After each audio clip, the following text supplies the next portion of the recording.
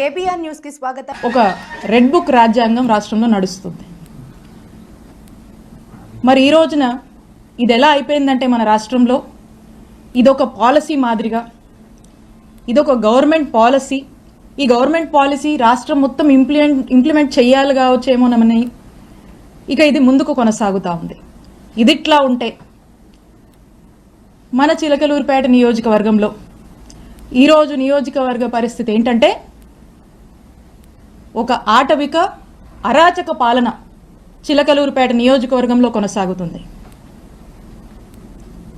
ఇక్కడున్నటువంటి MLA Pullarao గారు అవినీతికి ఘనపాటి పత్తిపాటి అని చెప్పొచ్చు. ఇక్కడ ఒక చక్కటి నెరేటివ్ని కట్టుకథ చక్కగా అల్లి ఒక వ్యక్తిని ఈ పుల్లారావు గారు స్టేషన్కి పంపిస్తాడు. పంపించి ఒక కంప్లైంట్ ఇప్పిస్తాడు. ఇదంట 5.5 ఏళ్ల కిందట 2019లో అట ఒక టీడీపీ సామాన్య కార్యకర్త సోషల్ మీడియాలో అబ్యూజివ్గా అసహ్యంగా పోస్టులు పెడితే దానికేదో స్టేషన్లో కంప్లైంట్ వెళ్ళిందట. పోలీసులు డ్యూ ప్రొసీజర్ ఫాలో అయ్యుంటారు. దానికి నాకు సంబంధం ఏంటి? ఇప్పుడు ఈ కట్టు కథను ఎలా వెళ్ళారంటే, ఈ వ్యక్తిని ఎమ్మెల్యే కంప్లైంట్ ఇప్పిస్తాడు. ఇక్కడ పోలీసులు కంప్లైంట్ నమోదు చేస్తే అది ఎమ్మెల్యేనే చేపించాడు, ఈ పుల్లారావు గారేనని అనుకుంటారు జనం అని చెప్పి ఇక్కడ ఇప్పించి ఇక్కడ ఏమీ చేయకుండా మళ్ళా ఇదే కంప్లైంట్ని హైకోర్టులో ఇప్పిస్తారు. హైకోర్టులో ఇప్పించిన తర్వాత హైకోర్టు ఏమంటది? హైకోర్టు ఏమన్నదంటే, ఇది హైకోర్టు ఆర్డర్, నిజాదే వినిపిస్తాను. Learned assistant government pleader takes notice on behalf of the respondents and state and seeks time for getting instructions. List in second week of February 2025. ఇది ఆర్డర్. అంటే దీని అర్థం ఏంటంటే, దీని రెస్పాండెంట్స్ ఎవరైతే ఉంటారో అంటే పోలీసులు, హానరబుల్ హైకోర్టు పోలీసులని రిమార్క్స్ అడుగుద్ది ఈ కంప్లైంట్ సంబంధించి. తర్వాత దీన్ని February 2nd వీక్కి పోస్ట్ చేస్తుంది. ఇంత ఈ ఆర్డరు. ఈ ఆర్డర్లో ఏమీ కూడా నా మీద కేసు ఫైల్ చేయమని ఎఫ్ఐఆర్ కట్టమని ఏమీ లేదు. ఈ ఆర్డర్ ఇలా ఉంటే ఈ హానరబుల్ హైకోర్టు ఆర్డర్ని దీన్ని ఈ పుల్లారావు గారు అదే వ్యక్తితో మళ్ళా ఎస్పీ ఆఫీస్కి పంపించి హానరబుల్ హైకోర్టుని మిస్లీడ్ చేస్తూ హానరబుల్ హైకోర్టు మీద నెట్టేసి హానరబుల్ హైకోర్టుని మిస్కోట్ చేస్తూ ఏమంటారు? హానరబుల్ హైకోర్టు నా మీద ఆవిడ మీద కేసు కట్టండి అని చెప్పారని హానరబుల్ హైకోర్టు మీద నెట్టి ప్రజల్లోకి కోర్టే కేసు కట్టమని చెప్పిందని చెప్పి పంపించేటువంటి ఫ్రీలర్స్ ఇచ్చి ఒక ప్రయత్నం చేసి అంతలోపే ఇక్కడున్నటువంటి పోలీసులు నా మీద కేసు కట్టారు, ఎస్సీ ఎస్టీ అట్రాసిటీ పెట్టారు. పూర్తిగా అవాస్తవాలతో ఒక కథల్లి ఈ కథలో ఇక్కడే మనం దీన్ని నిజం చేస్తే జనం అనుకుంటారని అక్కడ దాకా పంపించి అక్కడ ఏం డైరెక్షన్ హానరబుల్ హైకోర్టు నుంచి ఏ డైరెక్షన్ లేకపోయినప్పటికి కూడా ఇక్కడ పోలీసుల్ని ప్రెజర్ చేసి జనాల్లోకి కోర్టే విధించమని చెప్పిందని కోర్టుని మిస్లీడ్ చేస్తూ ఇక్కడ కేసు కట్టారు. ఎంత డ్రామానో చూడండి. ఇదిట్లా ఉంటే రాష్ట్రంలో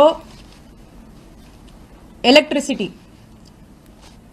ఛార్జీలు పెరిగి ప్రజలు అనేక ఇబ్బందులు పడుతూ ఉంటే వారికి అండగా ఉందామని మా వైఎస్ఆర్ కాంగ్రెస్ పార్టీ నాయకుడు మా జగనన్న పిలుపునిస్తే విద్యుత్ పోర్ అనే కార్యక్రమంలో భాగంగా రాష్ట్ర వ్యాప్తంగా మా వైఎస్ఆర్ కాంగ్రెస్ పార్టీ వాళ్ళంతా కూడా అన్ని నియోజకవర్గాల్లో ఎలక్ట్రిసిటీ ఆఫీసెస్కి వెళ్ళి అక్కడ ప్రజలు ఇబ్బంది పడుతున్నారు, ప్రభుత్వం దృష్టికి ఇది తీసుకువెళ్ళాలి, ప్రజలకి భారం అవుతుంది, ఖచ్చితంగా ప్రభుత్వం దీనికి రెస్పాన్సిబిలిటీ వహించాలి, ఈ ఛార్జీలు తగ్గించాలని మేము రిప్రజెంటేషన్ ఇస్తే స్టేట్ మొత్తం జరిగితే, కానీ ఇక్కడ మన చిలుకూరుపేటలో మాత్రమే స్పెషల్. ఇక్కడ మా వైఎస్ఆర్ కాంగ్రెస్ పార్టీ నాయకుల మీద, యాక్టివ్ లీడర్స్ కార్యకర్తల మీద 30 మంది మీద నాతో సహా ఇక్కడ కేసు కట్టారు. ఇక్కడంట వైఎస్ఆర్ కాంగ్రెస్ పార్టీకి సంబంధించినటువంటి నాయకులు కార్యకర్తలు బయటికి రావద్దు, యాక్టివిటీస్ చేయొద్దు, ఎక్కడ కూడా గొంతెత్తి మాట్లాడొద్దు, ఎవ్వరూ కదలాడకూడదంట. ప్రతి గ్రామం నుంచి ఈ రోజున పోలీస్ స్టేషన్లో కేసులు పెట్టడం, పోలీస్ స్టేషన్లోకి పిలిపించడము, హరాస్ చేయడము, తిట్టడము, కొట్టడము, కేసులు పెట్టడము, అరెస్టులు చేయడము, జైళ్ళకు తీసుకువెళ్లడము, ఈ విధమైనటువంటి అరాచక పాలన చిలుకూరుపేట నియోజకవర్గంలో నడుస్తోంది. ఇదట్లా ఉంటే ఇక్కడున్న చాలా మందికి తెలుసు, మా మామగారు 80 సంవత్సరాల వయసు కన్నా పెద్దోడండి. ఆ వయసులో ఉన్నటువంటి పెద్ద మనిషి మీద కూడా కేసు కట్టించాడు ఈ ఎమ్మెల్యే పుల్లారావు. నా మరిది ఫారిన్ సిటిజన్, ఫారిన్లో వ్యాపారాలు చేసుకుంటే నా మరిది మీద కేసు కట్టించాడు ఈ ఎమ్మెల్యే పుల్లారావు. నాకేనా కుటుంబం ఉంది, మీకు లేదా కుటుంబం? ఎన్ని రోజులు సాగుద్ది అనుకుంటున్నారు ఇట్లా? ఎన్ని రోజులు నడుస్తుంది అనుకుంటున్నారు ఇట్లా? నేను ఇక్కడ మీకు ఒక్కటే చెప్పాలనుకుంటున్నా, ఈరోజు నా కుటుంబాన్ని, మా వైఎస్ఆర్ కాంగ్రెస్ పార్టీ నాయకుల్ని కార్యకర్తల్ని మీరు ఇబ్బంది పెడతా ఉన్నారు. పుల్లారావు గారు, మీకంటూ ఓ రోజు వస్తుంది, గుర్తుపెట్టుకోండి. ఇంకోసారి చెప్తున్నా, మా కుటుంబం జోలికి వస్తున్నారు కదా, మాది పురుషోత్తపట్నం, గుర్తుపెట్టుకోండి, ఊహించుకోండి ఒకసారి. నేను ఇక్కడ మీ మీద గెలిచి మిమ్మల్ని ఇంట్లో కూర్చోబెట్టాను. ఇక్కడ 5 ఏళ్ళు నేను పనిచేశా, నేను ఎమ్మెల్యేగా చేశా, నేను మంత్రిగా పనిచేశా, కానీ ఎక్కడా కూడా ఇలాంటి వాతావరణాన్ని క్రియేట్ చేయాల, ఇలాంటి అరాచక పాలనకు మేము ప్రోత్సహించలా. ఎక్కడా కూడా ఏదన్నా కూడా చట్టం తన పని తాను చేసుకుపోయింది తప్పితే మేము ప్రొవోక్ చేసి, మేము మా ఇంట్రెస్ట్లు ఏమి చెప్పి ప్రజల్ని ఇబ్బంది పెడుతూ ఈ రకమైనటువంటి అక్రమాలకు మేము పాల్పడలా. ఒక పీస్ఫుల్ ఎన్వైరన్మెంట్ ప్రతి ఒక్కరికి, అన్ని వర్గాల వాళ్ళకి మేము కల్పించి ప్రతి ఒక్కరు కూడా సంతోషంగా ఉండి, వాళ్ళకి ఇంకేదైనా కష్టాలుంటే వాళ్లకు మేము తోడుగా అండగా ఉండేటువంటి కార్యక్రమాన్ని చేశాం. ఇక్కడ నేను ఎమ్మెల్యేగా ఉండి, ఇక్కడ మంత్రిగా ఉండి, ఇక్కడున్నటువంటి ప్రజలకు కొన్ని వేల కోట్లతో గవర్నమెంట్ హాస్పిటల్ నిర్మాణం చేస్తే, ఈ రోజున మన చుట్టుపక్కల ఉన్నటువంటి నియర్ బై ఉన్నటువంటి జిల్లాల్లో వాళ్ళు కూడా, మనకి ఇటు ఉన్నటువంటి ఊర్లలో అందరూ కూడా చక్కగా వచ్చి ఈరోజు వేల సంఖ్యలో చక్కటి వైద్య సేవలు పొందుతున్నారు. ఎప్పుడో చిరకాలపు కలగా ఈ చిలుకూరుపేట ప్రాంత ప్రజల కలగా ఏదైతే బైపాస్ ఉందో, ఆ బైపాస్కి సంబంధించి ఏదైతే ల్యాండ్ ఎక్విజిషన్లో భాగంగా రైతులకు డబ్బులు రావాల్సి ఉందో, ఆ డబ్బులను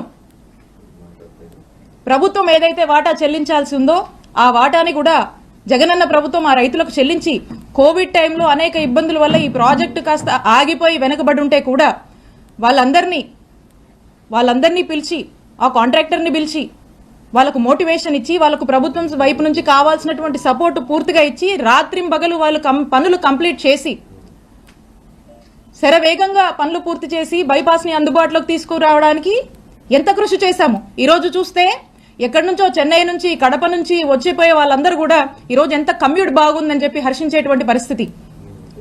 ఈరోజు ప్రతి ఒక్కరు కూడా యాక్సిడెంట్లు తగ్గి సంతోషంగా ఉన్నటువంటి పరిస్థితి. అలాగే చిలకలూరుపేట పట్టణ ప్రాంతానికి సంబంధించి అమృత్ పథకం చివరి దశలో ఉంది.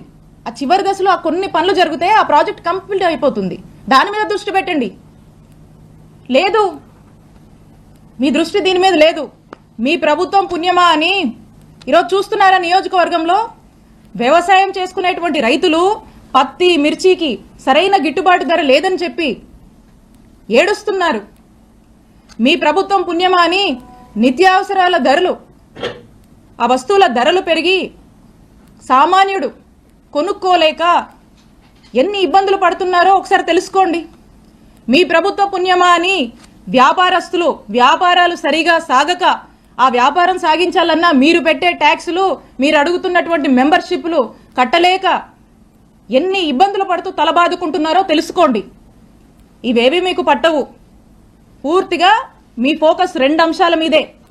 ఆ 2 అంశాలు ఏంటంటే, ఒకటి, విడుదల రజనీ మీద కేసు పెట్టాలి, విడుదల రజనీ కుటుంబ సభ్యుల మీద పెట్టాలి, వైఎస్ఆర్ కాంగ్రెస్ పార్టీ కుటుంబ సభ్యులందరి మీద కూడా పెట్టాలి. ఎవ్వరూ కదలాడకూడదు, హింసించాలి, జైళ్ళ దాకా తీసుకువెళ్ళాలి, అక్రమ కేసులు, అక్రమ అరెస్టులు చేయాలి.